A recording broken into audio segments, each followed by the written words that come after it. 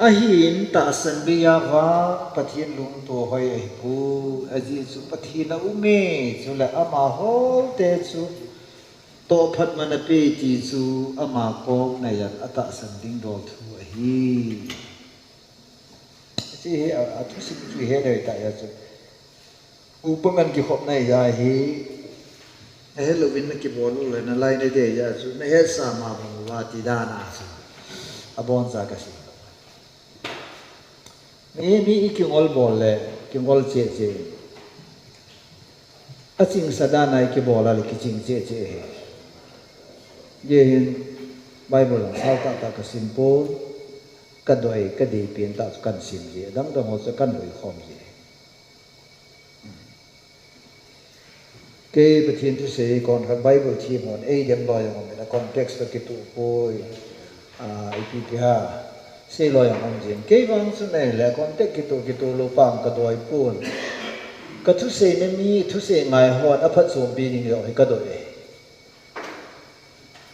tu se small mai the ka tu se ma ju in depth lo mai the ka tu se ju theologically as sang tai lo mai the ai wa nga ka doi su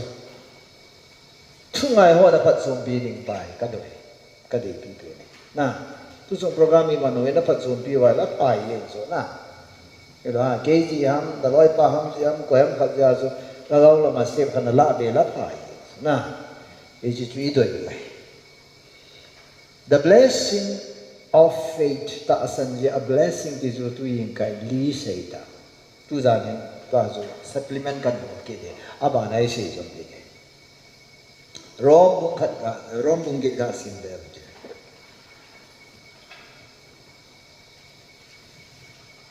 ta san mai maya chui hin hoi ki chai pathini na ta san o pathi bu nei bible ka la asa mom alu pi mom ke yong ka pi tha zo apana la gau la mi ta salam pathi bu ka jan hi van gam lu ding pa chu tu so mai tai future glory no nga lo pi na ding ai ai la lu nu nga se le wa leilam ji nga yong pathi ta san za de blessing hi asi zamun la sei jum lo pathi ki changai ya chumen pathin ta sana ko na blessing samu ding la phat sum na samu ding le phat sum na thil dal ha su ha hi na sai kulanga ka ni le bol ho na sin pastor sulal yong pathin thu na se ya na se bo hi ka ni le bol la sanang di a ho ding ho na he ti igin mo ki do chu ke ju don khanin manang hi na ju kham ho chan na so dan ko nang di don la chu na ho di da nei ji ki mi ho nei ga ba ale kani le bola mi na da ha thi lo mo ham ti soi ta ge lai le manipura di na sum nei tang ka te sum join ka te ti le kani tai lo chu adam the lo mai le ti le lu kho yi mu chu mai le ya ki parsan ki thi do wa ti na ha ki da chu ka ti na kani lấy bol mai lấy bal lấy cái thằng số cái khi vào cái số bol ai này kani sum le phải cho trong sạch đi ngày này ai vào lấy làm hình pi hoa đi ngã số kani lấy khala phát sum lo à phát sum gì ai mi hoa nó mua đã thế lo số hít ta bằng ngã số Christian thế đi ngã giống Jesus Christ ta sana hinai ne ya Jesus Christ ta sana kon phat so ta ichan so hai ta ilai fa he e ma mo mo ngin testify ti so aphat si na imu ting le chun pathin Jesus Christ hai mil su mil ki ti so hi thei chi he lo ke chi a su rom bom ki chang som le se gi ji be nai le chule cha te i zo si va go loading hi ve pathin go loading chule Krista to lo khom ding hi ve ama to soya na im khom the na ding wa ama to thu khom hi le som le ge chun tu la ya I thu na hi khununga I chan ding lo pi na hung ke lang ding chu to ki ko hoi themin ka ngai tu poi pathin tha wa no chilai ka se nom chu go lo heir of God pathin go lo am da chu mi khat chun ta sana nei ai ta sa yo thagawa yo vai se ka loi ding di asam ta loi ding di Wesley dwell American preacher kana se Yesu Krista ta pathin kin bola pathin sa te ta san sa te chen na ka masu Wesley dwell phut dom ngai pu vai cha thu ki se ngai pu tha sam thu ki se ngai pu ata ba mo number ka ten pathina ta san tu ni chan ge ya pathinin america pathi bu dan ko wanule is a super power number 1 a ko ta sana Yesu Krista patake cha jui ho hi pathi bu na nu ma jui te te pate pathi bu ne ho ja pathi bu ki chang lo ki su la ita asan pa hoi ta ke cha izu ya ama se ya iuma athwa iuma ile pathi bu na ho ngai lu pathi bu na zo I ko ma ho ngai chu tin thang wan na he chi a chu Paulin silaya he Sati hizo seva gulu ding hibe pathin gulu ding Krista to lo hom ding atis pathin tam co heir of God co heir with Jesus Christ sapa pathin tam wan hallelujah pathin go chu ilu di ve ti so pathin ho da ni na Psalm 24 verse 1 in Leilevan asunga thiladim sena ke koi abon sa pakaya hati ibe le pathin phat da leya lo wana yo pathinin ata san sa te e ho hi ilung neu ne di mo mo plana nei poi ti nei su pathin thang da thil go na nei lung neu ne di mo mo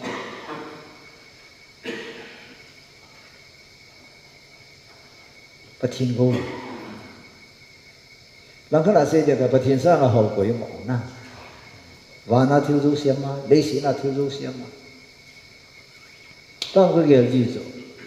Israel de Egypt gaman puri to kanan dam gam thupi ta mina gam zo si asim hoi sa len pi le hon le abo sa bi zo ai sin nam ho zo no do Israel de pi ho agam ni pa ichi Israel de to sim ho ka sim deng le u ki te a dinga kalung ne nai sai ten hawan kan na gali la I pi long le pathin ta sana pathin go lu dinga a ko lu no a sim ho atun ho chu I te ni ha sab lo de ka se no din da chu pathin pan pi te a sam lai pui galang sei tau te rom bung ge chom thum la khat na sun pakai ho lama pan la ko mai no thei ni ba ti chu Isu simai asapa khanlu hela na pi pa sun izakai ama to ma tu chu to na na pi hom lo ti hom ti chu am dan chu tu ne pathin ko mai thu mo ve separate administration thu ve building thu ve how na di thu ve chi na di thu ve I cha te di ga I mai cha no si thu mo ve pathin na pi thelu di khat sam ai sang pe asapa ban na pi ai pathin thawan na là ai ông lâu số pathin năng adi ngai cho nên van giống như quay tới lỗ không thế à sắp phải Giêsu Christ mà nó sẽ cho là cả hai cha họ chân cần duy hết các mồm na số cả hai cha để hết thì riêng họ là pathin tao van rồi lu som là ni sao som gì cũng mà sẽ na he who serves me must follow me he who serves me must follow me Where I am, my servant also will be. Cái cậu mồm na su, cả sao đi ngay hiện tiền su, cái tụi kia bằng chất á, cả status quo hòn kia bằng chất á, các quỷ đi ngay hi đi cho bắt hiện thảo. Ya su ta san sa, Yesu Christa ta san a blessing lên ta su lấy sự riêng ngờ rồi, bắt hiện chân chân, bắt hiện sa pa chân chân, bắt hiện ta pa na, pathin sapa bol pathin sapa nei chu nang ding a pathini hi thepun te ti ding am poi ti nei chu I chan ga ilung lit na mi me ki se wa nga lung neu ki ti mi awai sat tin la lung neu te ke ta I mi ho mo hi inu me ho yong pul pina din do la lung neu sa kala aniam na ka ki se ki na lai zo in mulanga ka ma su ka gel ka ngai tu ata ma tam hin ke mi la ka din do tin le mi lung neu ka hi chu te la ka lung chi mo ma ka se ki zo si ka se ke do ji ta pun in la nga chu tam ta ka gel do ai na ai dai ka thun pha nin ka lung gel se amang hel jing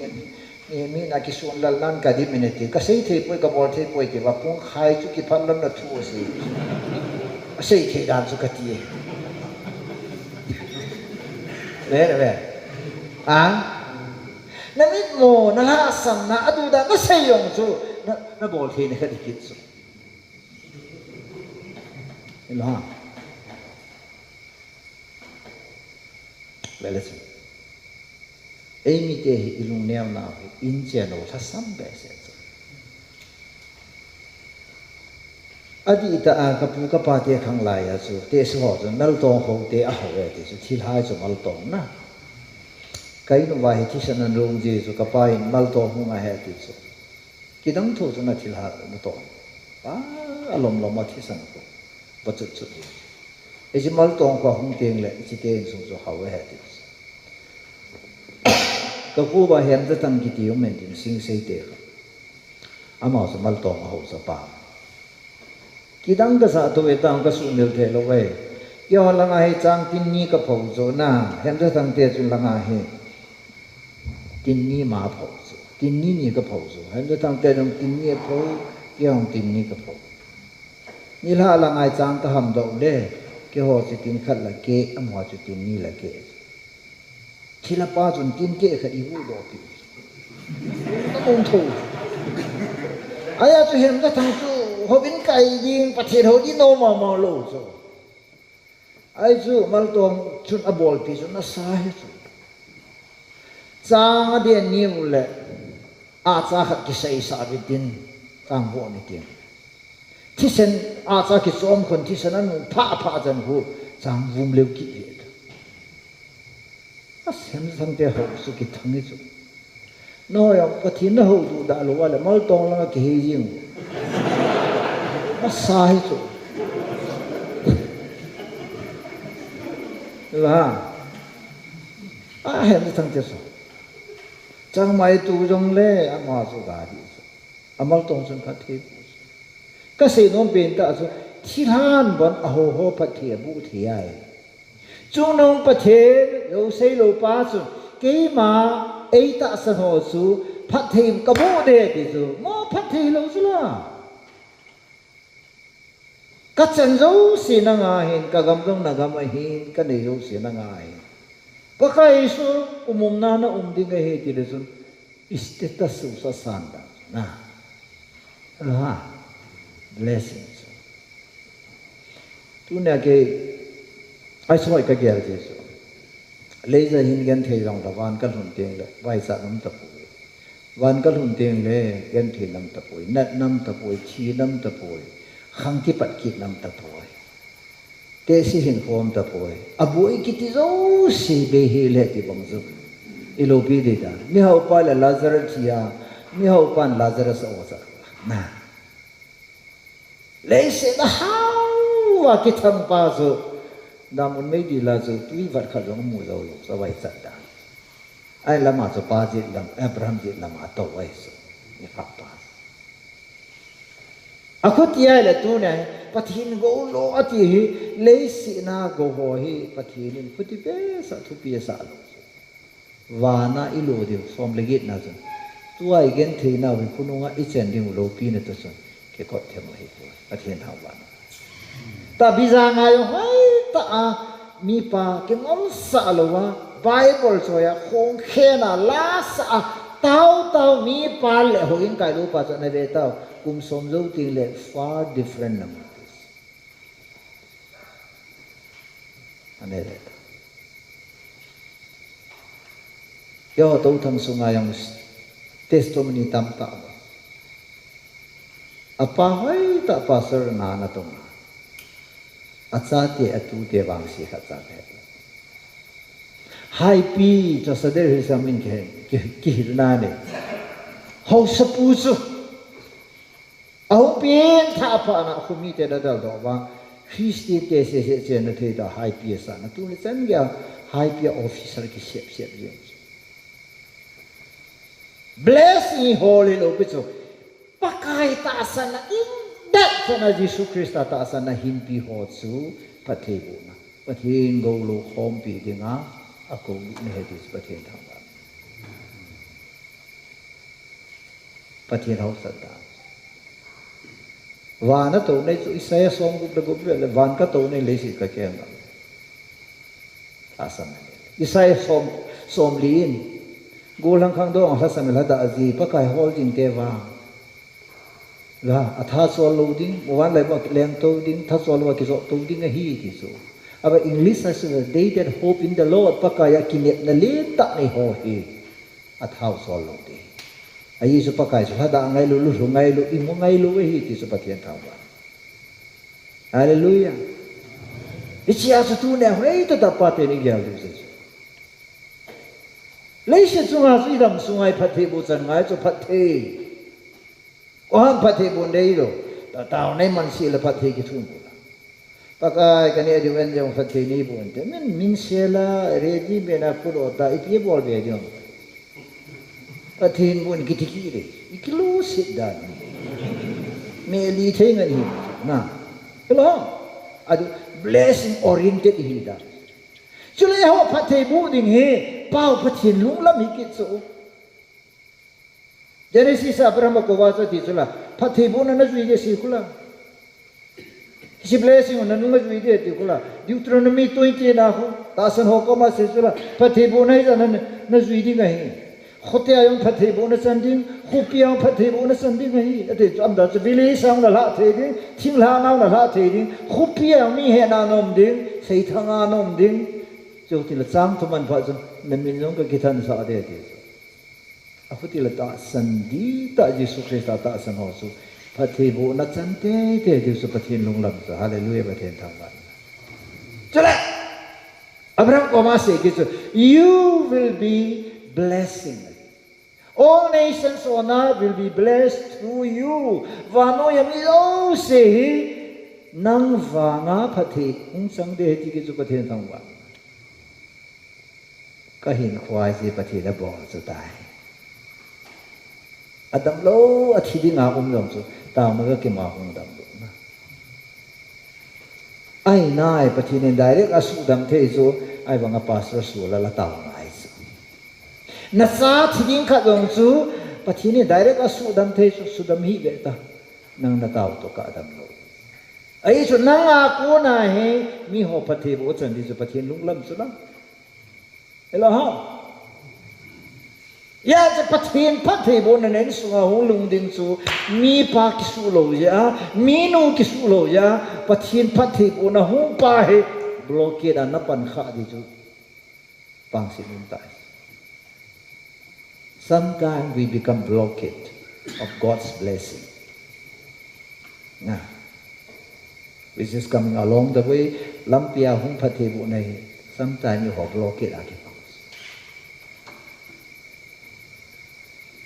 ai va pathiani ei ta san ho wang su aphat som na dik chu he ti su pathian thang wa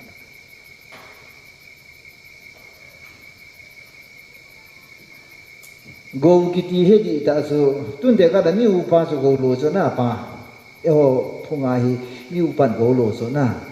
gam nga pai ti da go lo pai ti wa a hui chi pen su di ai chi pen su di ha gam nga pa e ho la nga hi go lo sa nga gam nga ta ma so na apan ai zo si ngam si gap si na da ha su gam nga pa ani niam su ko mo no in gam nga pa su ko ha ma tia ka in gam nga anga pa so wang si lo ha ama wang go lo ti ding apan ko tam ta da ha pi ti ka thien thang wan na ela apa sini le acate ne ding ne lo apa sini le ajite kudwa wa apa ki ti su ai chipa go wi lo sa nga chu ki thi do phlo na apa batam ta da ha pi aji cha athi no nga acate nga pa la sa yin so athi pa yang sa pa na bo abo bo na lai hita bang pa ki mai su na ai ba e ho pa thi ni bang hita bang pa chi lo so pa thiên thang wa no Giêsu nó say chula cái gì đó hi nó hoa đi ngã phải cái nó hoa cô na cái gì mang đầy tai cái gì đó hi nó hoa đi phải ai lại nhắc giống khát dâu tiền lại gạo thì không cùng để hết đi Hallelujah chỉ là gạo cho nấu bị đi vậy tai đi chứ cái thiên thang quan không ha cho lại cày hôi về à sắc à bằng cái đà hạ lô đi này I won't leave you as an orphan mấy thái sang à bằng cái đó hạ lô hiền đình này hi thì chúng ta thiên thang vạn nó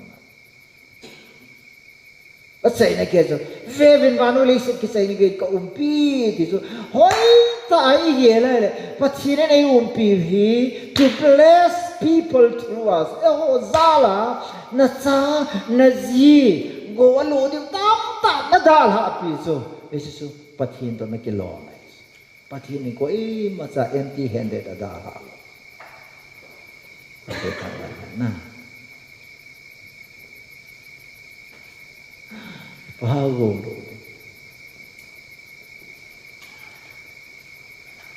kasi panyaw panesis pa ikasong ikadi poi pa nangin china nila chon nakarong ka upa mo chan yin yong thâu lo na yong tong lo na to nang khat bi chang mo zau khalo manum tak bune sa la fu de ki an du lam la langa chi ai ba hung thi la chun ka yo ama hi ding in yo ama hi ni mo se be ati fu o moi ta ka thi ma sang lo office ka ti de bon cha na ma mi na ka ku e ji ji pham de ka sa pa ka sa palin pa au o cha na so ka pan lam do zo si ama de ti so iya sa patinin e hoi van gam ilu laki sai ta hilo piso to ayong na leisit gam jing zong he pathin ta asan te pathin lung tu te pathin lung lai na te chu pathin ni lo sa so pathin thawan na hallelujah ata asan kiti he tu pi dani iya sa Brian ta san na bela koi ma san pathin lung atu zo lo de je tu zo a hi thei poi de zo nu po yong hi ikita san tu lo bo paten ki cheng lo tu lai nu po igen thi nau hi nu men jong pasal ta san lo nu men jong ta san apa be pathin thang wa la mu amen jong ti pi lo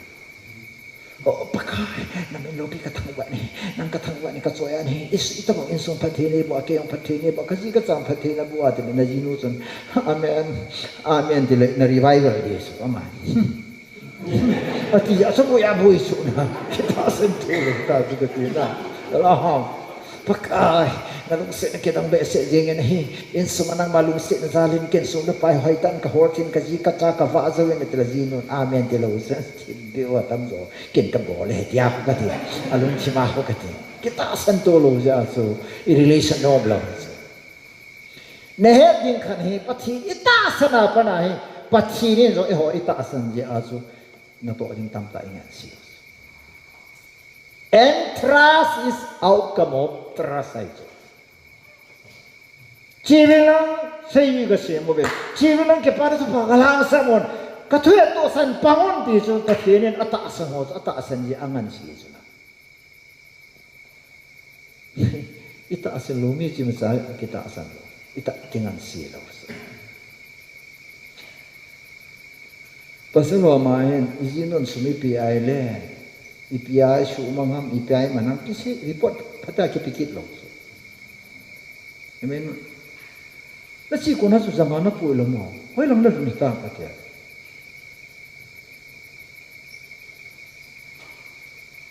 लेकिन हाँ रानी खोल खोल हाँ पुलिस नहीं इंक्वायरी न बोल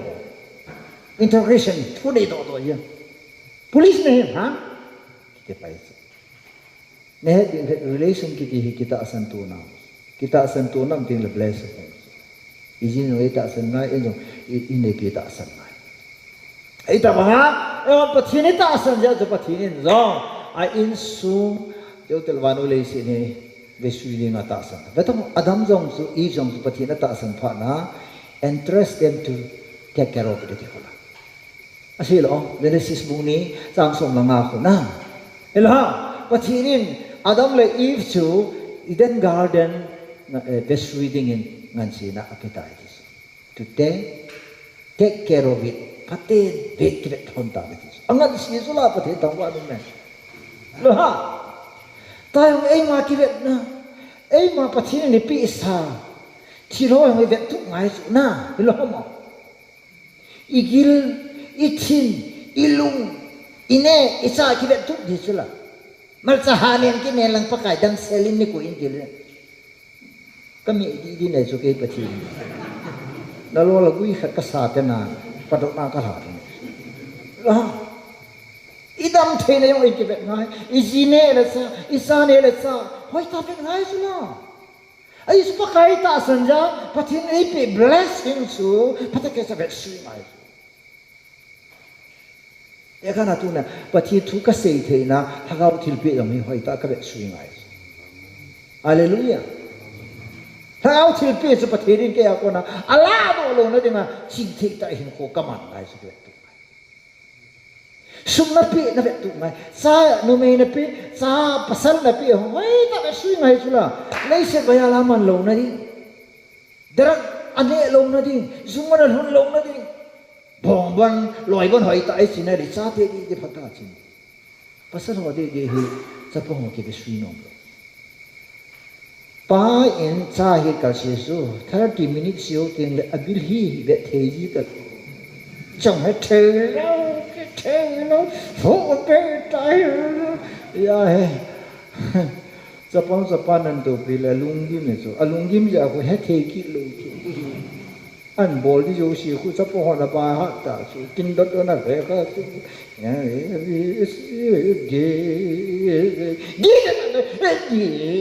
di la na si ke ka la aku gam mang ka ti no me ho san sa te a boy ti la tho ha ta sa po he in the do hi pasal sa kan no me kai sa ya he IAS officer ho ku i ba da tam so apa de do ka he lo. Ya ya dan ai muci lah itu lu lagi saya dan si sang hambo yang dia lo dia lo muci hulu lagi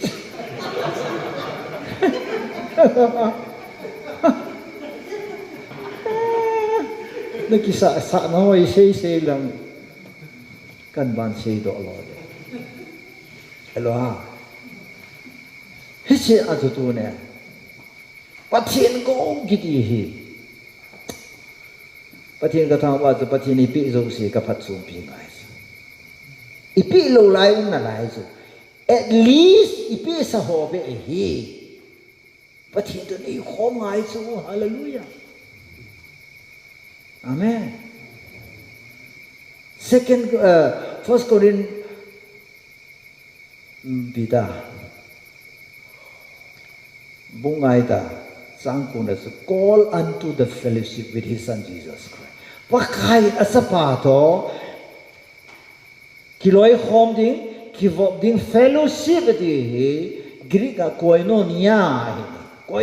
to Bible theme on say le to have everything in common. Pakai pathin to pathin ipi chang se nei hom ding ti so cha chun ken kani le bol hom ka mas kani isu to na ne hom thei fam ka ti so you don't ho ko ma zui na ne hom thei na don hom thei ram khai ni ne ko ma khai ne na ne hom pi thei ram pakai ake khat nang nen lang ken ake khat nen du mi chet na pakai ken bong khat chet ka ten adang si sinang finish na bol ki sai kiti thelo so na pakai tu ki kop thelo so hallelujah apai tu ne na ken to pana na luchen ge hi pathin blessing pathin pathi bu ne ti ka no me ti usi ko dam na ken to pana luchen na ho na gel theina na lung chang na lung nat theina na bi lo theina na lai nat theina na lung nat theina ho zo si abon sa ka feeling and emotion kin khwa mim khana ding ka theyong nga nui theyong nga ki pa theyong nga iso zo si pathin pi he ti so hallelujah ala pathin to isi feeling emotion ho zo ni pathin to share the body pathin ni me siam na ho kat te wang pathin pasalo hai pathin sumil the boy ka ti so zon na di lo bu so pathin gel do na di so hallelujah di lo ha ane nu me ho ne mula num halang mul the thu le iki tham di hu na lo di so ela e ho ki ham the thu nam ho very sore skin nem chi nang po hai dan ata ba so pathin gel lo nai ne oh pathin in ge adi ma sa I lo ge la so zo si pi hi pathin ni ke ki pa na din thil tam ta ai a hau na lo lo ba ti di so go ti ding le pathin go pa hi he thing ai tu na pathin go chi pyam ka se theina ka bol theina thil ka he theina chi adi hi lo hi aphai aphalo hi te abon se ga thil ka le khan theina jong he pathina ding ma go hi lo na sa ha go sana hello ha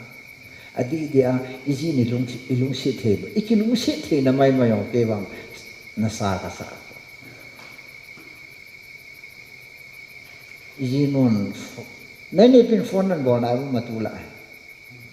ha amo bol ngai to bol to bol pin bol phone ki ti in e pi to ki ho na di kol la vai ho gam tin bol na di ni ji lo lo ho tam ta ne be sa ne ni pi hu video call bu la hello na tam na con ngai da theo bol ngai e ho da he ho he nai la chep tar ki chai da na ho na ma yu se ki chai kai tai ta second hand kai tai ti tai ma im ji ba yong he I lim le mel jo si cha bai do he chu nu po yo pathini pi chu la ka ki pa na de cái này biểu cái vé cái gì là cái đề vào cân đề vào tiếng là con và thì nên là bỏ phải thế cái gì thế sợ mua xe hiện là chuyện thế đi cái mua xe đó à cái u bắt nung cái tiệt cái về nung nông tập cái mùng hết u phải mày bấm bật vào cái à rồi các bạn phật chúng ta là xe là mà con ê bạn phật anh này à thì tiền suy kịp bỏ hết sinh suốt mà hiện tại ôm mà lại đem chị nhìn tính nó ai cái này bây giờ phải sinh suốt đâu thì cái mỗi lúc siết kịt riêng à sẽ dân đó à bố tế hậu cái mọi hiện anh ấy thì ngã cái bố sáng của cái gì tu rồi ya anh ấy là tầm à thì bằng ai cầm đâm anh em cái họ hết anh có thể sinh suốt họ này tao nó mình rồi lô bác cái thế cái họ làm họ kịp họ tao vào Giêsu này hết team ra hết thế chú cái quá bác cái cái pin nó giờ mà hết ta cái gì cái thể tao à rồi buồn vào lâu là cái cày lạ đâu ôi tay gì là pathin ka thong ve me het din khani pathin blessing hi pathin go ki di hi mi him jo sin ki nei ta cha le ya ga ta hawan ho ve na bit so le na ki pa da e oi pam la nga hu ding pa ko inga ve so ai wang pathin nang na pi sa pa hi pam la nga ki mo lo ngan pathin wa lu nga na kaya nga kisuta po boy ipinangay sa pinya na keng ki su ta lo na chi thei ta lo them na ngai sa pin lam zo thei na keng hi ta lo han lang bong ta le na dei pin su keng nei di su na dei pin hallelujah na ngong ta le ipha na ngai sa pin din su khusu khuto za lo wa mi nui si le lu na diao sa ha mi ku ti ma kyo lo ke si le ta ni sia e le ki mat ji lo so ha di su la na khu sa lo he la chun na dam sunga na dei pin su khu za thei na dei na bin so le na to mi so to do so ipiham na sunga ka bol ipiham na dei ipina dei pen ipina dei am ma dile Lord I want to see this khu mu thei lo ye ba a dei pen so khu mu nai so ala tu na khu mu thei ho hen pathienen khu mu thei na phat thei bu na pe a na khu mu thei na he pathien do na iman kha di ki za ma so a yi su pathien su ago anei to kin ngai lo so kanibul sin wo sola ipi business ka bola iti ka bol hitam tu ni bul sikit nu ka sum to kai ti kina aji nge ti so but na home le but hon satalo ande pi ja so aban ho to kina na jing ji phana ka sum to ka kina ti bul si se lo so pathin hi athil pi ago je a pathin to ago so kina sa hallelujah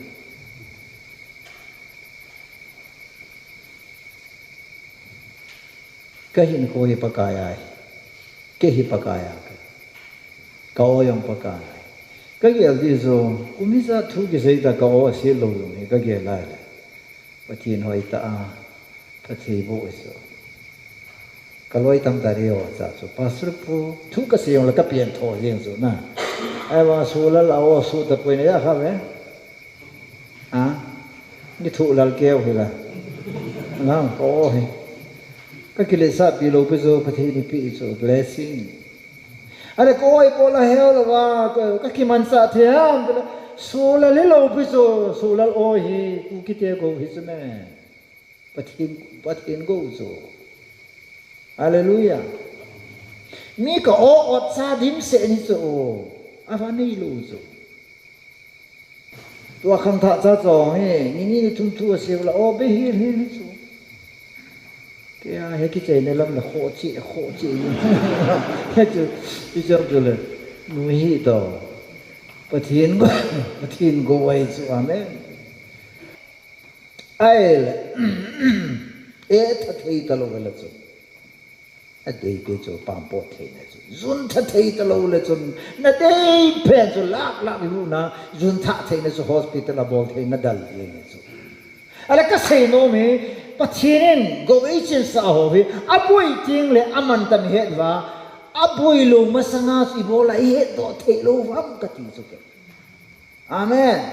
na khomo the na ha phat lai na le phat lai na lo hel masang elang na keng bo masang na ko bo masanga su pathin go pathinin na ki copy ho hi bola I he the lo ham ka ti he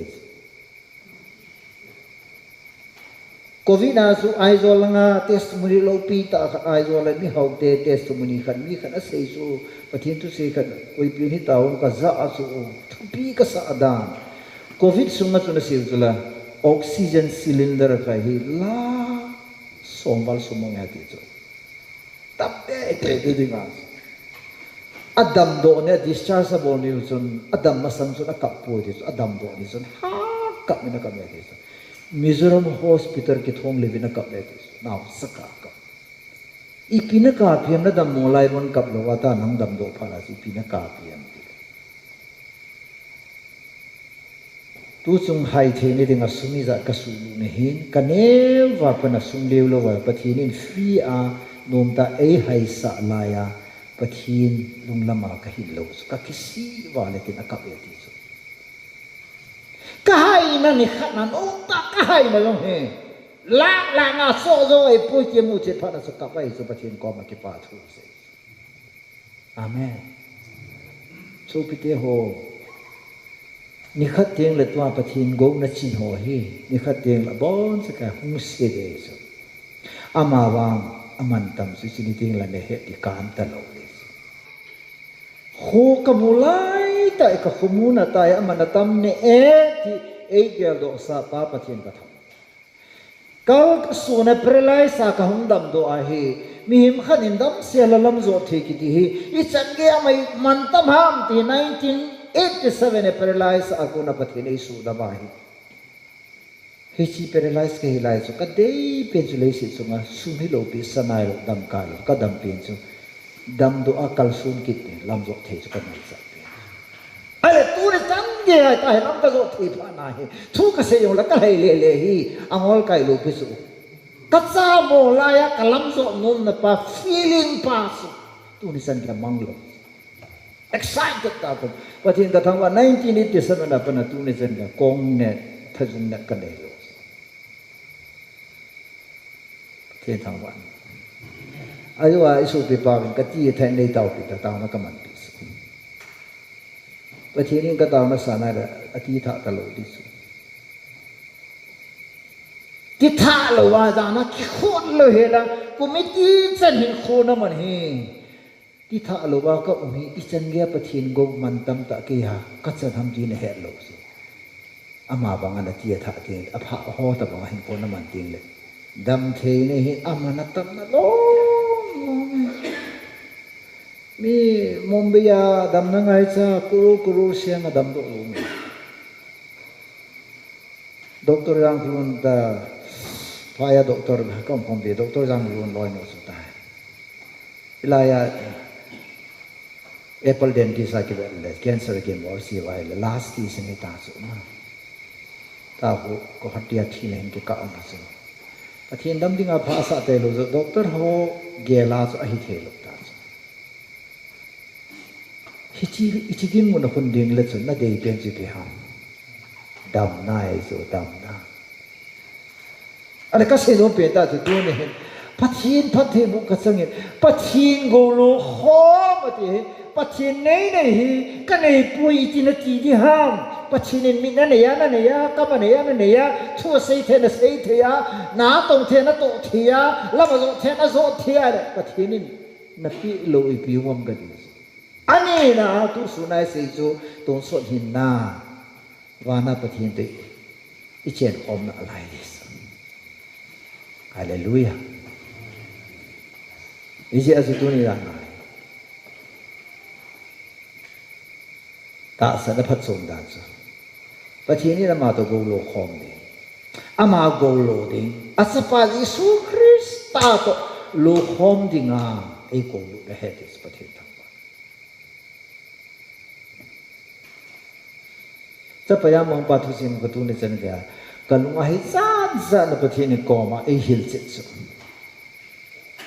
kalai fa ka pin tha masanga ka hin ko ka man si de apan na biya ka manzo si ko ang kinung le pai ka na le ka su mang som kan ya pathin ei le na ko som nyai le so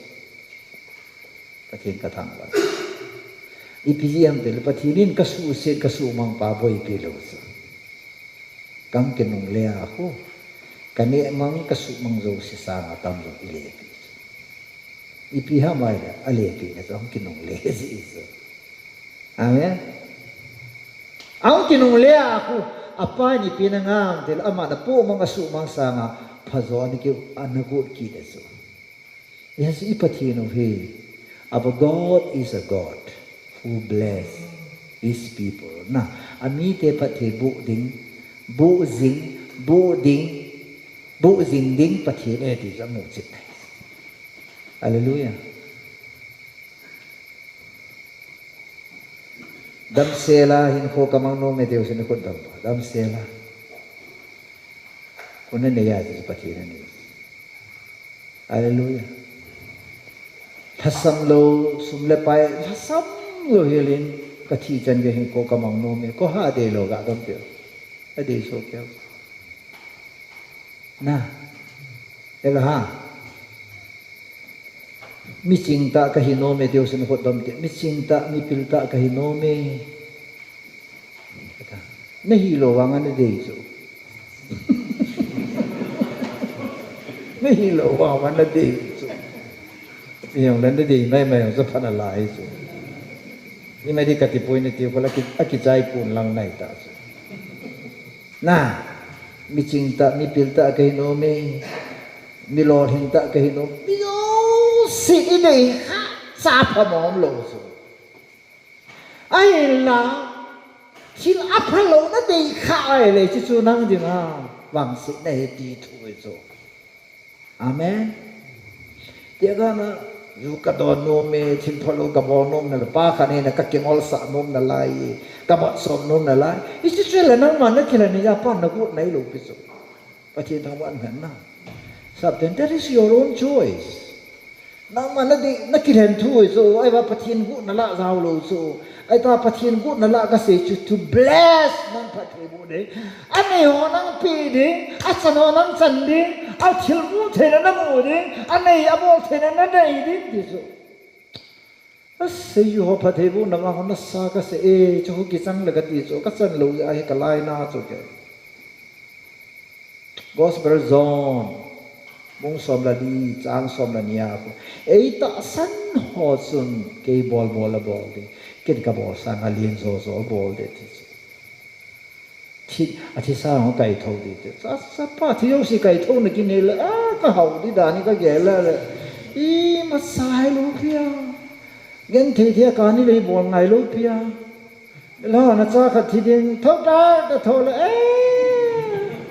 so la ku i holi di ve mo no ma ka ko ta ra ku holi di u so yin ka ne la khu i la wa mi nen dal yin ri so athi kon jo se oi ka sa pa yi ti so ta bi pa so ro na ta le thi ai pa na yi ko man pa so hol ta lo tao li u so tu lai pa a tao le hing lo tao le thi ai pa khai su bol anei nei su na ta san na pai adi a genuine na ya le na san mo di ma sam lo sa pathian thang wan hallelujah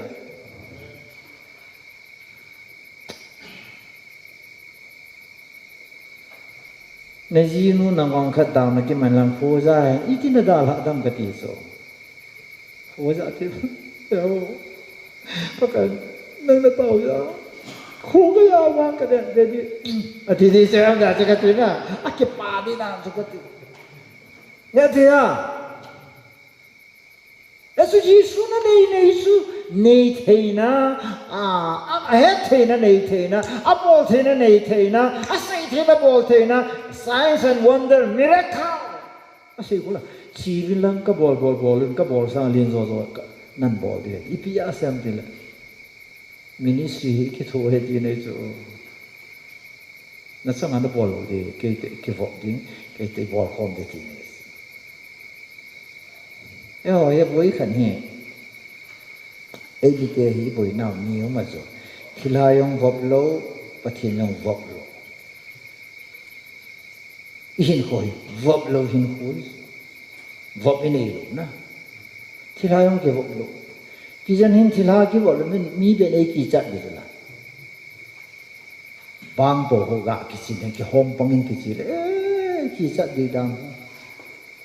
ting no mani ka la mai chang hon ka le mai chang ho ma sang khon len tha thu le ipi bullet proof ngai do kang bai lang ka si su yeng de chi ka pa ai le ka pa hallelujah na hay chỉ xuất chỉ lần lệ mỗi rang cặp hạ mà sang mấy lâu xem ê hồ đi ta sao mà xin Krishna lệ cũng bộ điều con cái lệ lang lệ suma sum so bora kan cái po hong đi ta so mấy lâu ra cái po là suma lệ hao ê hồ ta bang lo ê hồ chân bắt thi ni hồ và siki cái hồ mà khai cái hồ là cái hồ vậy mà chân lắc lệ hao Ganges wa tata bilain Ganges river ahugin ho temple sa na diga sumsela ako kateyo in terms of cruel hin hulo yo mahazon ei poi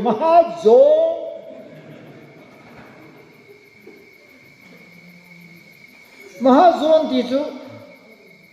sung hawa na til pha tam ta bol ho khu maha zon ma tiu so e ho a hoi le maha zong zong la ali ho ti ne maha ti so li zong ti le zong hi ta tu la na zong ku la yo ali loi ho ani hal ho gusala ali ho ti ne so maha zong mi su maha zong na ti so ali na chu thil pha bo na la ma li na to wa nga wan gam ru nei po po le Jerusalem get na ti ham aning lang yong mu hi ve ta ne ho lo hi iwang phan wa Yesu Krista da lawan go ilu din si apom na anna na ho vi ni thon he so ki ho la na ni phai kon mi khat hoi jang kai khal January pa na December sa nai wa wan tam kan de ta lu mo se la e oi ta dan ho na kai lo di ho in kai mana wan gam ki lu na Yesu ita san de ke ni pa sa pha ta ka thi ma ka ki ho the la phai so bi ho mo mo kai lo orin bung thum chang som lu ba se kula na ho chu ha ga in ne hi ve na ta sa so pathin ho vi ne di chu a ho ni la yam ta ka mo se si ho bi na ke kai kai dam dikhi le so ku ki ho ta ba ki dang thi lo ho nang ku ki ho ve na lung dong mo mo ho so ko pru ho le thing bung te chu sadar hi salang a chi vin so lo hi lo a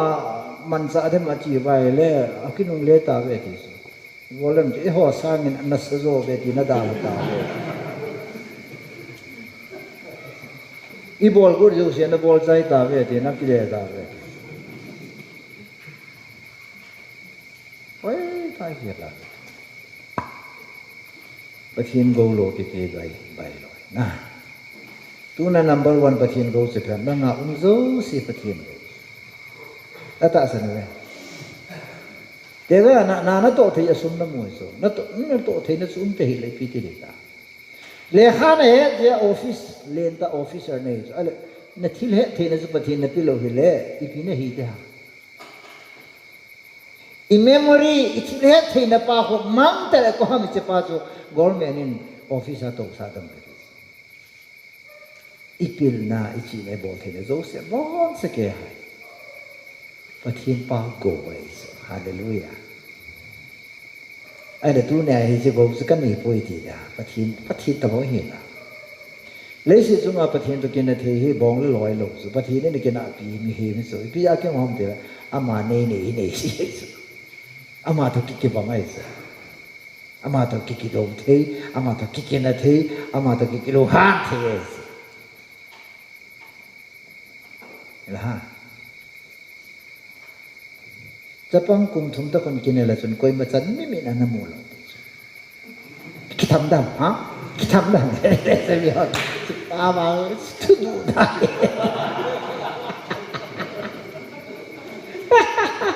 Japang kum thum ta ki kina lo ki le mi ya kun fu ti mi na ti ta le ka e ni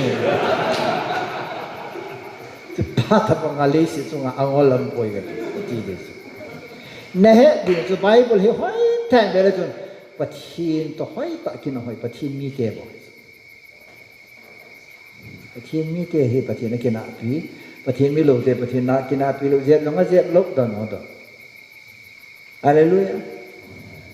i pi ya don lam te la mo ho thu pi te ni ting le me di la le tu de nga bora ki hen ta ba koi yo ni o cha je hala Hindu ho zong lam kal ho the se dam lo Hindu ho zong Krishna ho yang hi ta bang phat thei bo sanga in cheng go ichi dan ku ki te ki do zo lo ham Hindu ai mana chu wai cha ding Hindu ai mana chu hau ding tim lo zu bai pathinin Hindu yong ko lo bon cha lim ke bang se dai se al hu phata mong pa aki ha bol pa apil pa pathina pi pa hoi te ke sa mang sa ho su mi khal pe Kei kan ya wa pa na le kha bang ka thip lo koi ma cha ni control lo su ke ka tha chu ha lo koi ma cha ni control ka loi pa kha ni su bai kasangin nunga ka health he boy nang zaw ne na hi seidi ne he nangin thu alam chin lain la hin kain lang ke da izol de ba nang de ham ke he ne nang ade le nang ki helin ke ari ken ka ke ai chu nang ni ne ki chen ni ke ka yaw the lo di hi kaung vật đi lấy phun abula pana ka gel tu sa la ka jaw the ne di khat sa jaw po nang ni ki pe ne di nga na hi ni chun paten akipana panin ki pe tham ta mi nai he tai da ha angol ke he ma ching ke non thun dan tau angol ke he ma chi ke ma se bo ipui paten ne lo ding wonga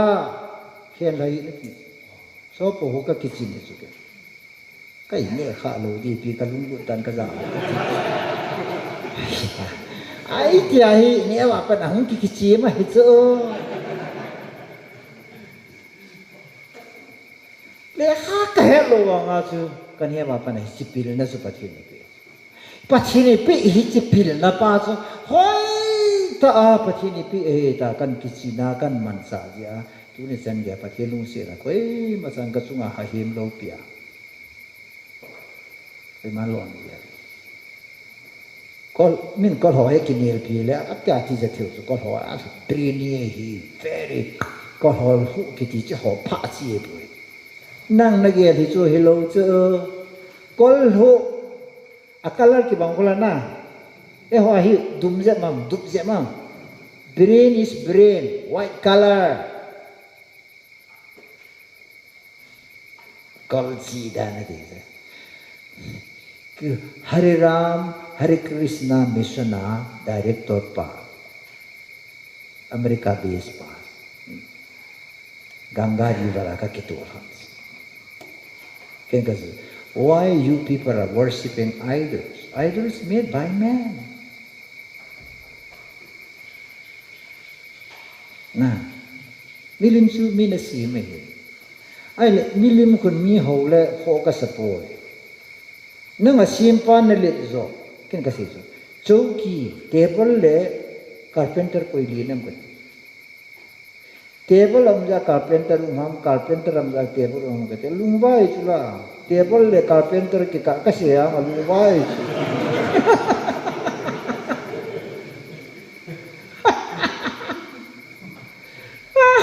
atsai na ka kenga tua you are a great teacher. No, I am not the great teacher. I'm the small teacher coming from the corner of India. I'm simply very simple evangelist.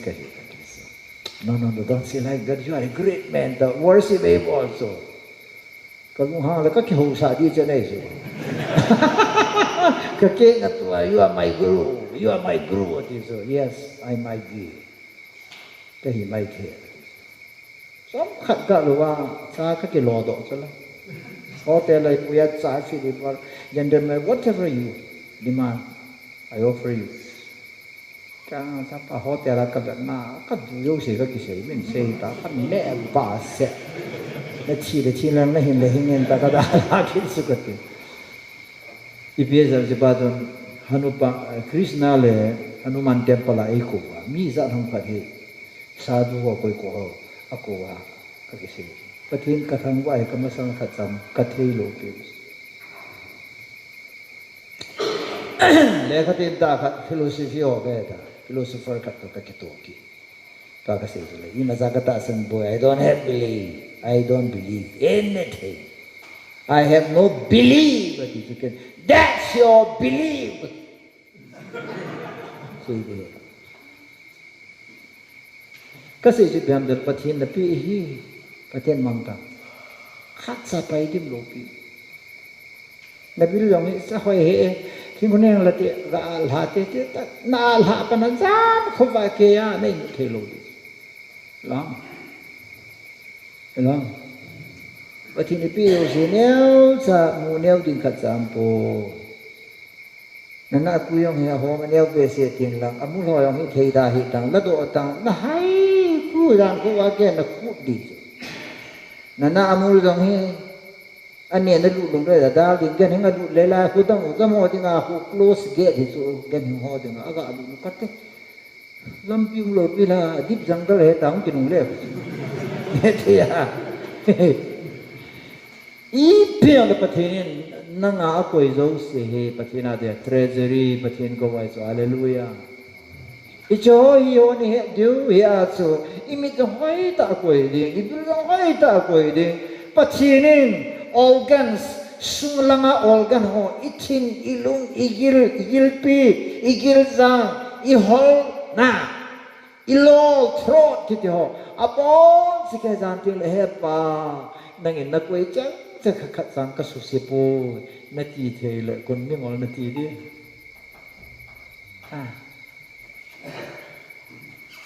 ka sun tha ki su po de tui don lo bài là la cu anh này là sự thiên ngay chứ cái họ chú ý dùng sen lưu giống là tùy cái đoàn luôn những đam mô tin lệ ba sơ có hel họ cái cổ bình tin tao nói cái man sát ba sơ họ là ngon lắm aku ba là tao ba thắt cái nhiều sự có một tao luôn chứ ba không được duty number one cái sự việc khai ni nè ốp nè ta ako mahung so ôi pusulal nakanangalal dan kahai thei gilo ati so ka kyolen panai khai nien po do he kahai da su lo ta he so na he lo se oi na thi wa de ta katija sa kadam ne dinga na ki taw sa ona thil mu the ne ne ham ta ka ne hi do ka mu hi la chu nó chịu ở đây tới ít khi nhiều lên ấy tàu bị thằng ngô khi thằng ngô mà chúng em ấy tàu bị lôi thì bị cầm tin nó xem mà ta ít khi nó xem mà cái tàu mà sang ngày ít khi chúng nó bỏ làm cầm tin nó bỏ cho nên này cái tàu ngày phơi hè nó đầm nó mày lên nó đầm thì nó sụt xì khai ni nó bay cái tàu họ ngày phơi phát triển mình nông đàn nó cái số hệ nên số tuổi cái vậy là cái mình là rung tuổi vậy chứ bao là rung lung gì mà ít khi với chỉ cần này cái phải vậy ta ấy là cái phải ta rồi này tao bị lâu rồi cái ta sinh hi lại phát ta nó phải lâu là tầm phụ này thì cái gì à just khai niệm aku và cái gì kia nào rồi không nhận tin và số cái là nó bị thiên cao này của gì Sapa na si po nga kay ni kapay pa ni kay nom ser ka dam ser lai ti ni veo ti no hoi ser ta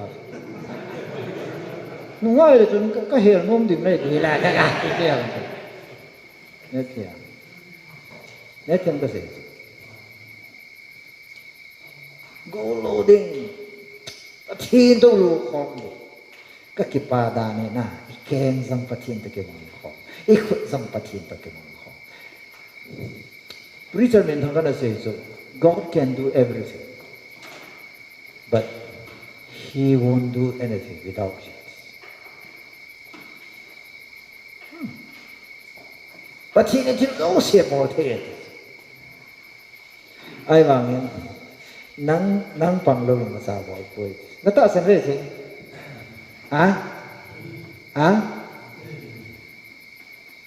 Thế tốt không? Bây thay nu ra khát chia rồi. Elai ra hey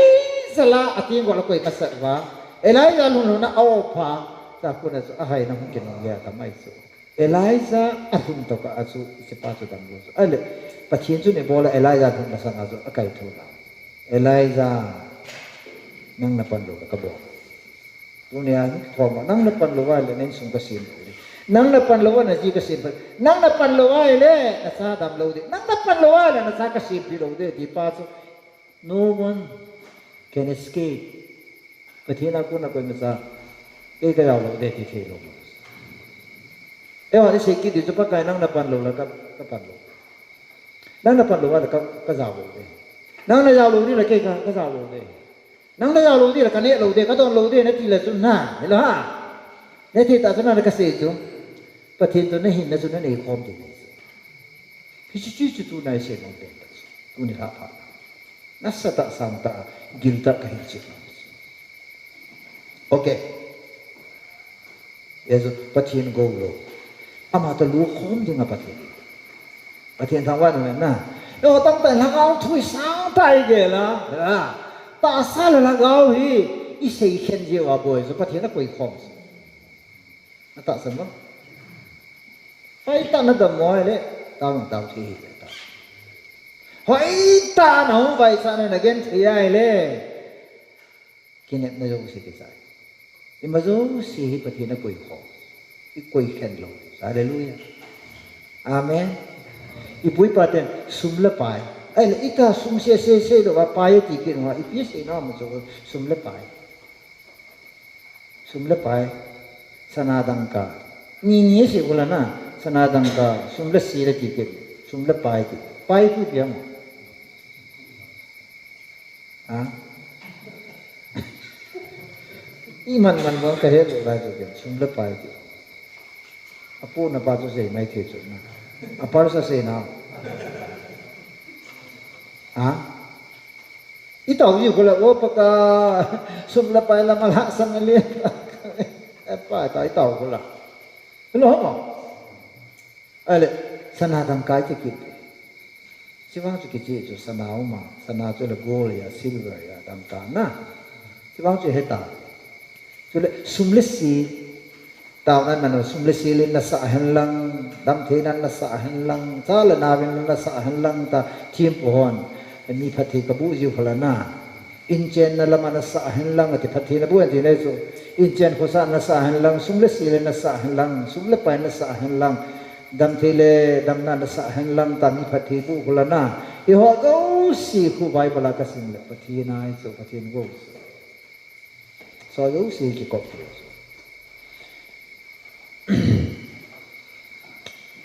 kum som thum wal pathin thu kan sei zo na khat vei chan ku se ki za ka bol he chu lai hi yong le zo lai lai yong le gu zu ne su boi kha lo lai ka ri ko su ta test to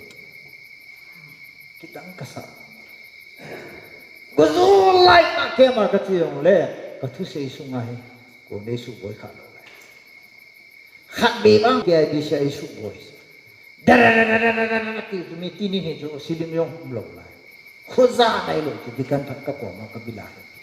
oi po ki kan chen to dei da bon de ka se ne ka kai ni ka kai ne ya nang program ki chai ta de ta nang se ki pakai lo thu lo chung lang ko ve tam ba chi ja chung lang ren thì chúng nó sẽ phát triển nó sẽ nó lo cái lo ta ida sa sẽ lên cái bảo tu này cô chú hi mìm kia là hi program cancel là ngày ta isu cô chú hết nó sắc cái sẽ gì cái này hi ai le Elijah thì họ Jesus Christ chúng tôi bị cái nó oppo là thì mày cái sim khai cho xin là con đâu mà ta đâu cũng ai le tu này cô rồi hi pakai cái sự tăng thế thì cái ta sẽ nè đâu mà cô thì mi khát vào chân chú la cho chú đi chú đi mong chú la đi phò ngay cái gì đó upa sapa nó không có bố cái khát sa đom đó rồi ok cái hết ta angaya guzu angaya thilu me ki hi pathin hi lovin angaya na ti pau hi na ho wai na lai ka tis ong ke pat sa ve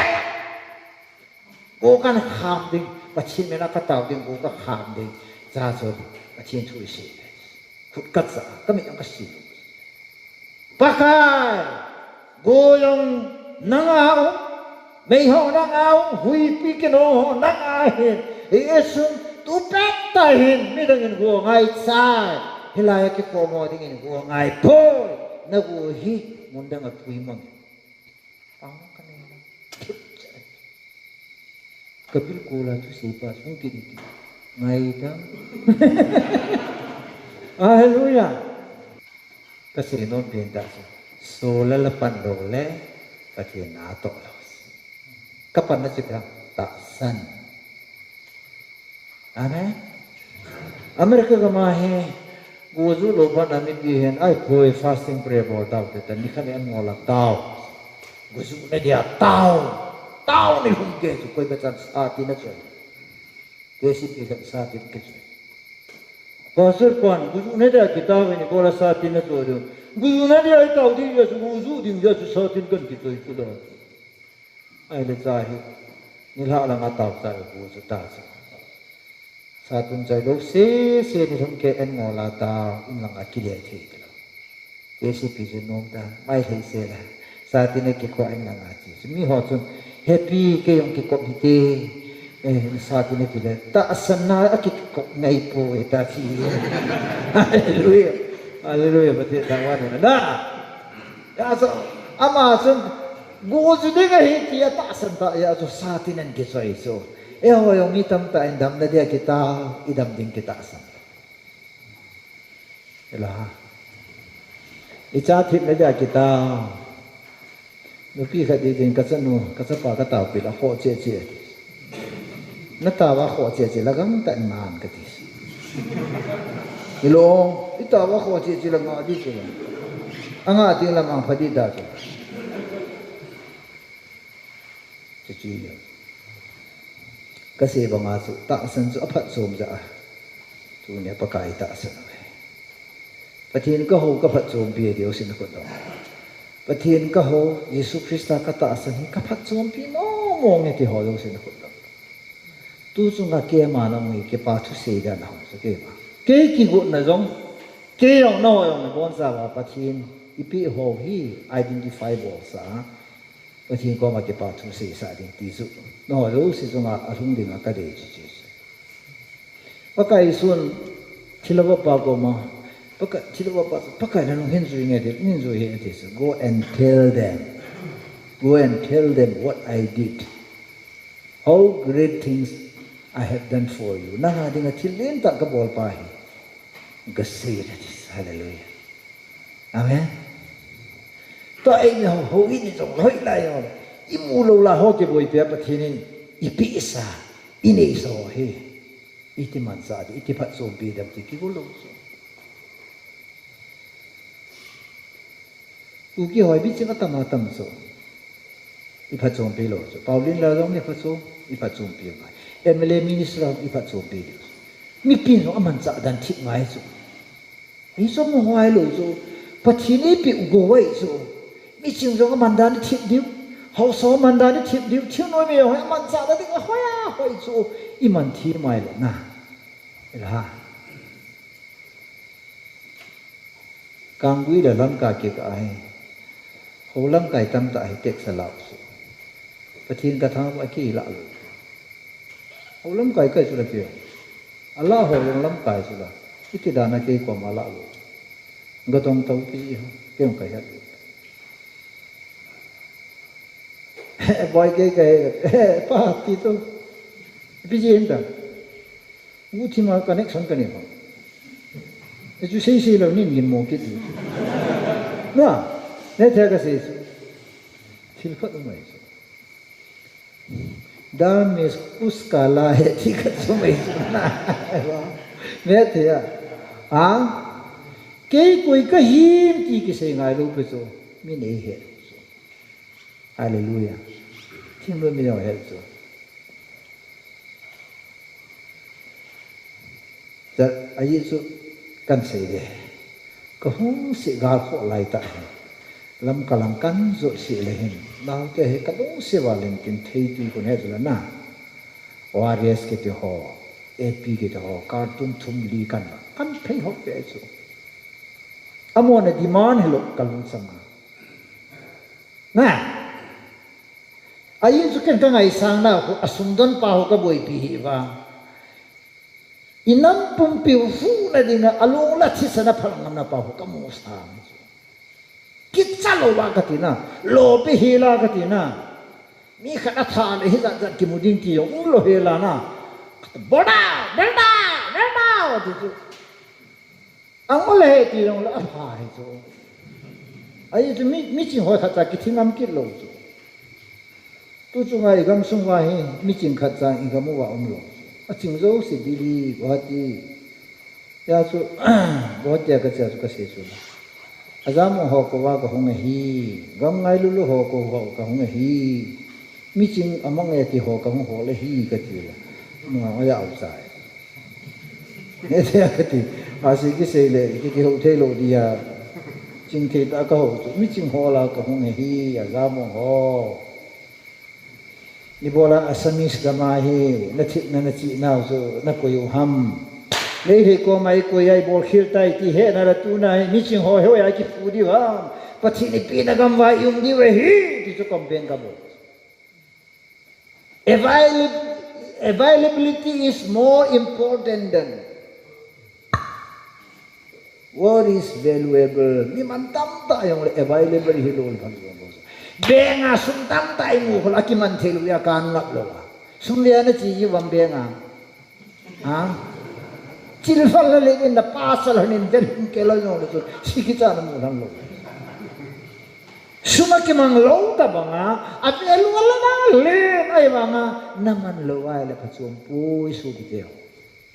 hita banga so nang yung ke yung pa ni nai veng sung yung ay pachum bin din isa te yung kapazi in ke hitan kapa kan muzin hitan kapa eti di sumi pa hina na thanom lo ong ha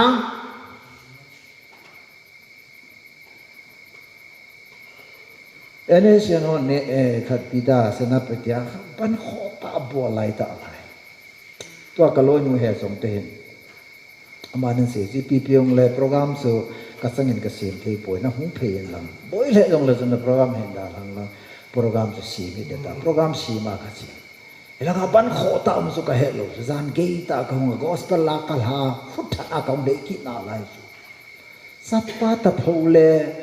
ikat senapati ki ka bok sunga hu senapati ha len ha ka ne sen ho free ni format kamo to le kemo so ka upat bang ka break kham su sappa rembu ka bangi ka din phut yem su atayar nam lewe ka break kamo to be pon ma ha window ka kha ala ya apaman pa su ka thu sei na nem de ka ni ko mana na bang kha soral ne ame puyo sen mu lang ako e ki phat lam thei dan ya tu lung don me na oza cha thak la ga cha lo ti cha cha se pathin ka tha ba oza soral nang gi tamak ti blockade de te pan le ti ai ba men tu ka teng le na ga ri hen pasor be hin ta in ti ji ke on phut so yin adon lo bol khatala na mo ki sai ding ai lo ai no mo wa le oi pu no mo sai sorry ti và nuôi ni hiện là giống he dạ là mình ấy hiện sự giờ năng định in block cái đam bồi thiếu nên họ sẽ cho ngày nu mu lọ năng định in van nam bồi ai vậy information in pe masan tis sa kal si cho cái information ka pe sa na pe cái chi ding la tu la yong cái chi le ka ga kai thau ai vậy nên mi thế thì ngay cái sang cái vào là nên kinh mua cái gì thế đi cái email cái nào có sang email cái kỹ thuật thôi nào có là chúng ta có cái sao mua nó mà có chúng ta ở ngoài ta cái bên tụt sang cái chuyện con bị họ cái kỹ thuật cái bà mà họ sang anh ấy có chúng phát phát lên YouTube mấy thứ gì tam ta này mà nào cái là game ball tam biến lòng kia cái chuyện nào pasal solo tu patien tu siapa mini het tak salah. Kakak saya nombor tu patien go di jola lung dong hiwin nahin kuan ni zo si hi patien go wahin na patien tu nak kok nahi gatis. Patien nang lovin na tong pun di nang zong patien lovin tong hin gatis. Na ali nai dan tu ang anak abe kido ti ang anak si pam dile blessing ichan na anga na si piham zon mong som langa sang som langa su pakai su ko mai pakai su se go ko mai pcm te tu abang ken na ho su ka ti ta lo de hi I will call you friend atis leise tu nga ken nom ka sa hi ka hin fa no ki sa hi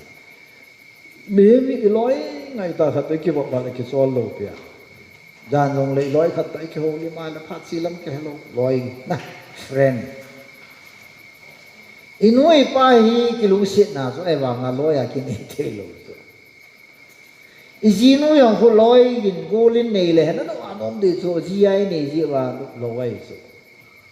as a friend as on ko ma ni wang nu pan hin ko mang po te nu pa hin ko ha wa le loi sa nom te ka ti ka loi ni ko kan no phat wa nen ko jo kan de yong la otherwise la hin na rutina chi ho kai poi ka lung su kom khana ho thil hung su ho lo si ko ka loi pa he ta na la di ka ji pa na ke lo de ka ma thiên ka thang wa loi ti teng le ko ha i friend so a friend is someone with whom I share ma zo si ka lung chi ma in chat dai lo he la ka ke ho li bi hu ka ke ho li bi thi ho ka loi ni ko ma se to na mai na ka se I di la na loi phata mai na ka lung chi ma ka ge zo se ka se bai mun dang ko ma se to ki chi hu la heart to heart na mid le mid lung chim le lung chim ke bo pi the ko I loi su la ya su pa kai sun to apa na ke no su ka ti lo de de I su ki ti le pa kai su ka ma ki gam la zo tang mi hon oi pu su la li ti le o za le student ki gam la zo ai wam ni ka ni o tu pa in ti la na ya ke nei so ka ni he gang in ti la ka la ke nei so he o ti la nei so o so pi ki nai che so ka na win ti le te si ke ne o sa pa ti ana ya ki ke nei so o ye pu ti ki gam la so ki ko dan ng ka ti gol pa ini la ya in ki ba ki pa gol pa ki mo le cha hotel ki jing so nei le nei lu thu I loi to ki su to I childhood friend ka ki su to lo hotel ki ge ya tu chu nga chu god ya ka loi nu jana ka cha so ka childhood friend ka god ya officer in de radio officer le ta retire so wa de officer ki so wa sa de to chen mun dang de the lo de ki ho ko man nam de aji nu an da la ke ni ka lu pai so ka ai he ke kong ja ne ji nu to ne ki khan no ni yang kha chang lu mu pa ki khan chu pa lo so men bible en taung na tai lo ni ji na to ni khala cha so so to a sei pha dai he so dai ki mu lo ta ke ni ka lu pai so sa ko la ka ke ho lan so jing ka lam pung lia ho kai mu pan sial kai yang ran so ho ba ko na kai mo lan ai ma nga so I loi kha de ki ko ta no dan so ya so ka su pi ke ho pa thin in tu ne ya he a go la a thu pi pen so fellowship so pa thin to ki fo la gao thi nga pa thin to ki fo pi pa hu se pa he is the blessing of faith ta sa vele chon Israel te dana chi ho khu pa thin la ga ve na pui lo ta san na hi ho chu pathin lagawe apui so pathin thangwa hallelujah rong nu ge chang som le lia so ni pesa hagao pui liao ho chu kai hoyam ho chu pathin cha te a he ta san cha te pathinin akivok phi so pathin thangwa alo pie na ada mi ki se ba nga ikivok pin nga po so politics nga lu no de ki bob le politics su ki sei te la yo ho ba kampu pe kam lai su gal thu sei gal thu he ma pa so kam de ta asma de ki bob le su gal thu ki he be ta su Pakistan lang hoi lang lam tu chu nga thi pa pa go len jong su na som ka di to khom pi cha thi la he Israel in hui la ya piha o hostie sa ho hu do ho na Indira Gandhi te ke bo na to si mo ka te a he na he so ya he mi hi ki bo pi da po so ta salam thua lung lu no sum la pai ngai lu ho te ki bo le sum la nga lung thim chi lagaw la ma lung lu ho te ki bo la lagaw la ma tham khat ki progress te ki bo pin po so ai lai chi ki bo pi la chun Jesus Christ ta ke bo le han aji jem la da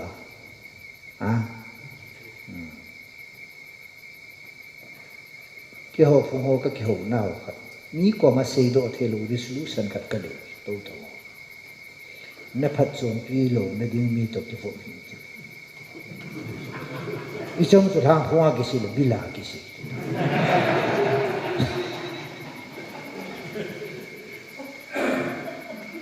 a thu su ngai be se lo pe na aba biblical so tu na oi pu na phat chum pi ni pensio tu la kahin kho ka pin tha zo pa na pathin la ga tu kam ke bop sa na phat chum hi le si chunga ka he lo lai ka ke bop pi ta sa loi phata ta ka ne ho he ha sen again the na ka tu tin la khat sa ka lim ba mel ka mu ai ba ka ke bop pi pathin ba hen ha sen gen the na khat wi chai da ha kha sang som ma chang som la nga ka pin tha zo pa na pathin e ho pi na tu na chan ya ma he so gan the na tu ti le nin ko win ka hu do de na ngi nei cho de di so pathin I bola pathin e ki bo pi ham tel ama I hin lo now I la sam ba bon sa het so hallelujah He knows all our weakness I la sam na I mit mo now I hat mo now I hin la now I ho zo si ama na het so ya so pathin ha kang lo hela no pi so mo si hin na a hin kha ki chan na khat nei so mo si ki chan nei pi ha da sei te mo si sa na hang so la ki chat khat nei I pi ha ki chat ha mi hang ta ta yong hin ki chat nei tho we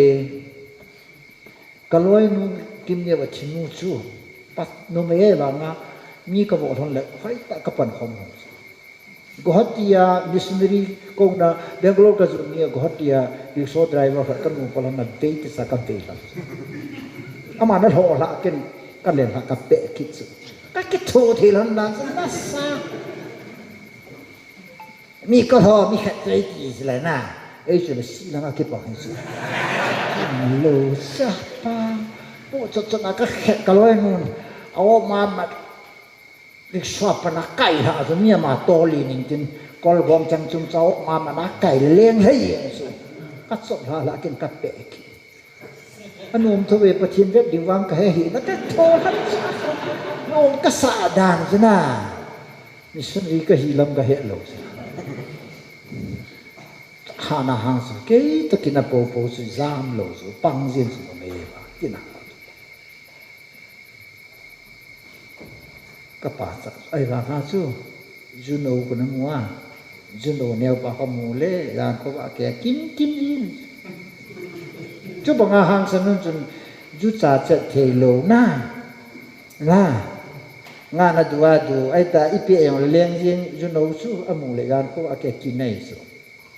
ita ba nga su mi hin ki cha ke nei so mo si yong sa ha le ba nga ki cha ka ne ki pi ha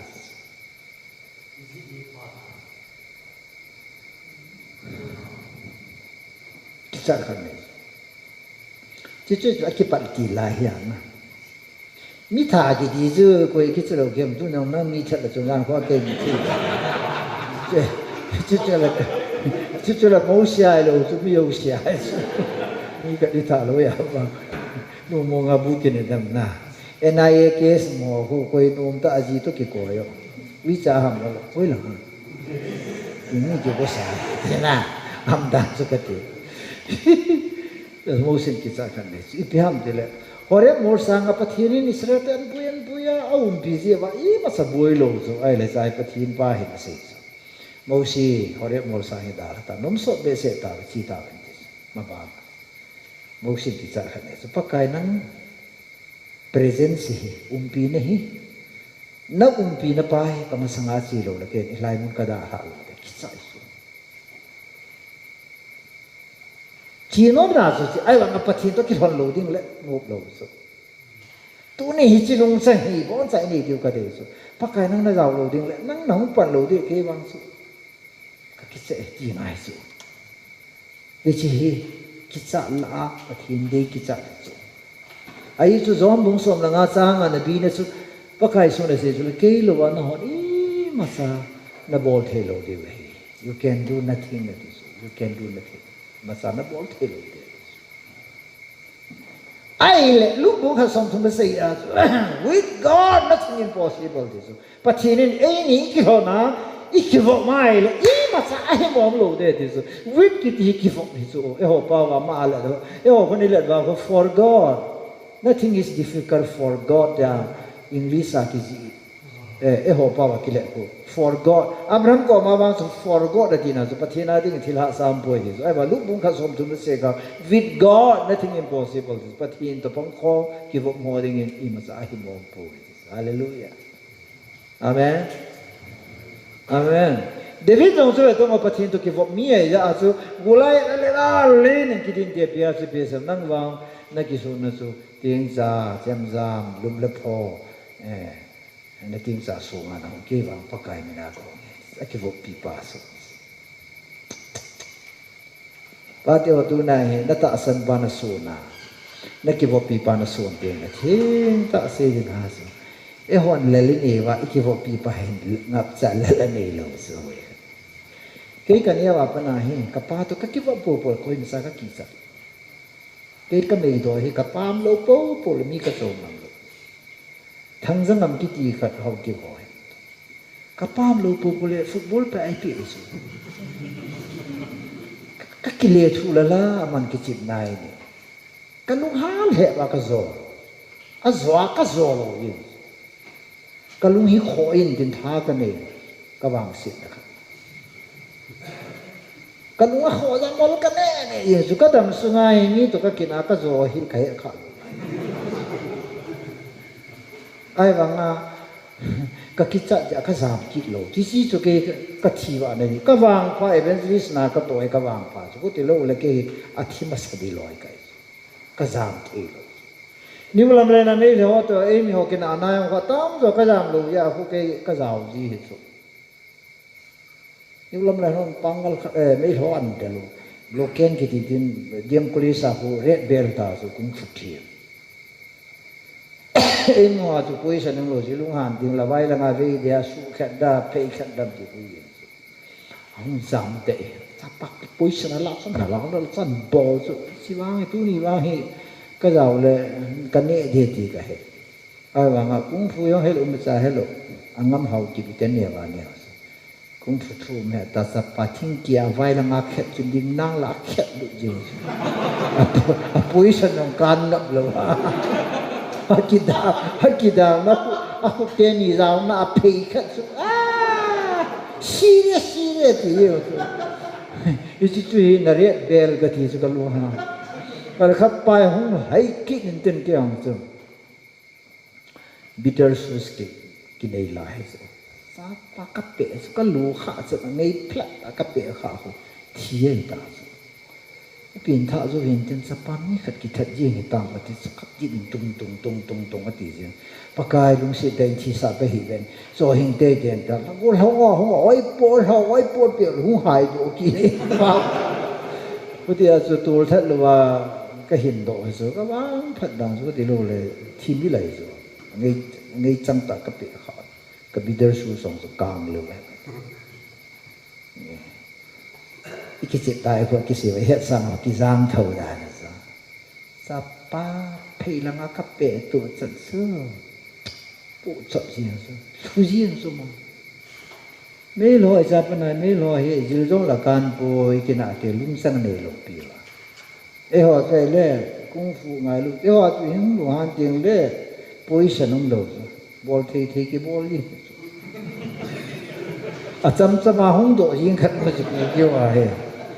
จะขัดซูมินได้กันเรียกว่าเป็นอะไรมากระโวขาดไม่ได้โวยังสุดนี่จะทางเรื่องอะไรสู้มีขัดก็กี่เดียวที่โวทำจะไปดีชัวกันลุงที่มาโซลาร์นับป้ายาวโลเลนัทิลตุกมูโซปนนั่งท่าละทำเรื่องอะไรนี่จีเนลตู้นี่ว่านับป้าเจ้านั้นนับบอลไล่เทแต่ตอนนี้ขันนี้กับป้าก็มาเกษตรเดี๋ยวป้านัดจีน่าเสียกับผู้ไปก็เจ็บได้นี่กับตัวเป๊ะๆน่าดุไม่ได้กับป้าภาษาปีมินนับว่าทุนเสียงนั่งอย่างมีหมดอ่ะขอละกี่ลิวนั่นเองทั้งนั้นเสียป้าก็สู้เหตุกันเฮ้ยมาทางนี้มาตาลังอาขวดตัวเวรสิแค่มาหน้าตัวเวรทั้งนั้นคงจะเก็บบ่เจ้านับป้าไม่นึกกี่ใส่นับป้าลงเตียนน้ำไม่ขาดอีกกินอะไรสิก็เล่นเพลออกก็มาช่วยแกมาเป็นนักก็ดูท่าสมาห้องเลี้ยงเดียวสิปังตลอดสิตัวเนี่ยให้กับปนาสุนัขก็ข่อยขาเลยอาป้าขุดกันเอเดที่สมุยสิ bảo napa hi đó thì ipi napa về đó tiếng ta khác chút yêu số ai số napa ya chết ngầm ta lù số lù số lại chỉ này hỏi ta lù cái hình khoa mi cái bộ chỉ bố chuyện là lại cái trong số napa na cái bộ số napa ra na cái bộ số tu na Christian life hi galzo na galal na ring lo zolal ring lo ipi na lo pachi na he ja so na ta sana pa na pachin pasun ata sa ho sa ki hon pi ti hon pi hallelujah amen yes the first one bung li chang li chun kanau te ho vanui nani ezo ta bi ai chu na hwa pa chu vanui pa sa hat so he ti su ka thin thang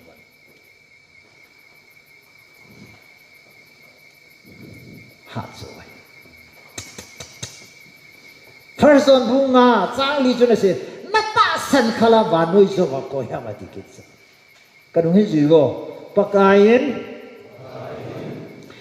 pia pia gol ba ngai pia hi hin khwa challenges siu si hi zolal li ngam poi seyong ka sei ati lobi ne denga moyong ka mo sa de challenge lin ta khat ministry kapat kilaya sukununga katu challenges of faith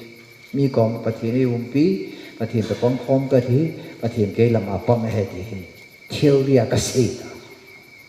challenges lin ta khat he ka sei chai yo hongais mi khanin chapa kharin aku jong zoi akeng jong zoi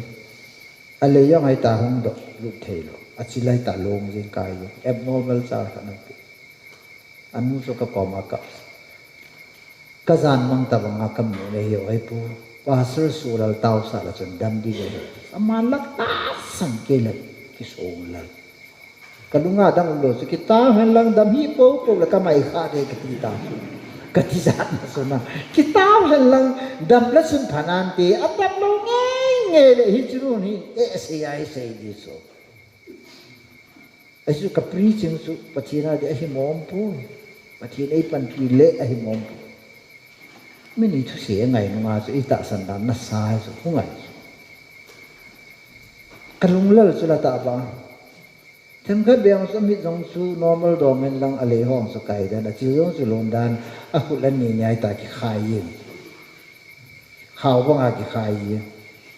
nói yang chết thế rồi nói tu yang sa me do tho wa ipi ha stuna mok tho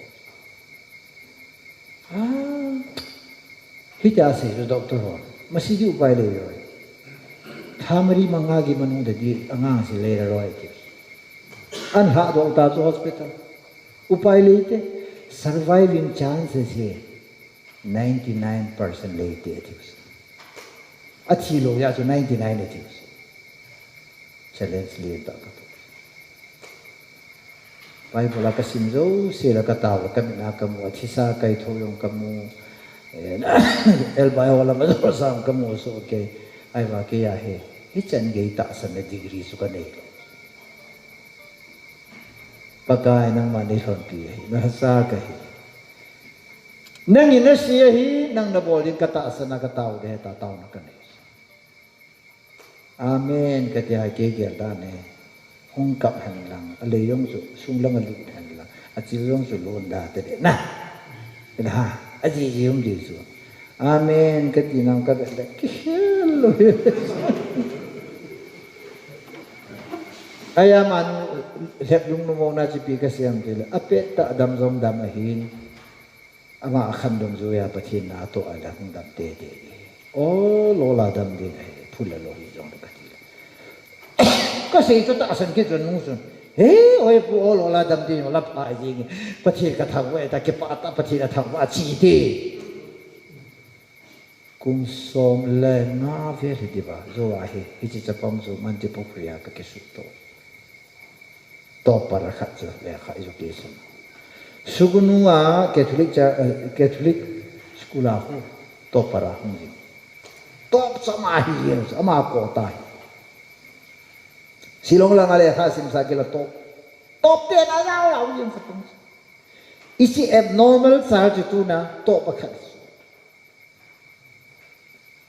kadam sunga challenge sala alin pen kalung lalmo tu aso apat pa ka kisilo so ya dam lo ilan ho ko magasi thiam khanile pastor sola lata bin adam he adila ke ka lo bis sola da hi eta kitimai thi so na lo ha en ko challenge lien ta kha kam anuin man je furia so dam lo wa nu dam lo ya hong do pa thiên ka thang wa da so he oi pu na tau pi pa na sa pa so akidanda athi he the na yong so to school zo ko lung do me thi so ahi thi lo be mi kha so mi kidang ta so GPM patin tôi kêu vợ mày ai thế lâu rồi xí ai thế na thì chú bây giờ ít tạ sân pa ra cái gì hallelujah just a blessing ấy tôi nói tao này mình điều là bác cái you are my blessing cái tạ sân pa năng hi kia đi na phát thi bộ na là hình sẽ